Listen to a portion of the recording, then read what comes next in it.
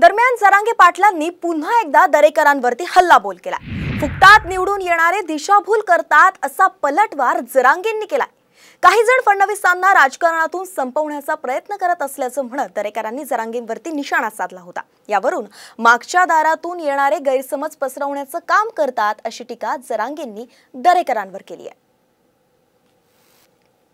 मराठा समाज पण देवेंद्रजी आपल्या मागे उभा आहे, त्यालाही महाराष्ट्रात माहित आहे आपण समाजाला काय त्या ठिकाणी दिलेलं आहे।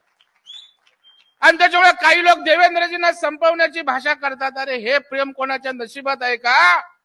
महाराष्ट्रातील जनतेचं देवेंद्रजींवर प्रेम आहे। 100 पिढ्या खाली आल्या तरी देवेंद्रजींना संपू या ठिकाणी कोण शकत नाही।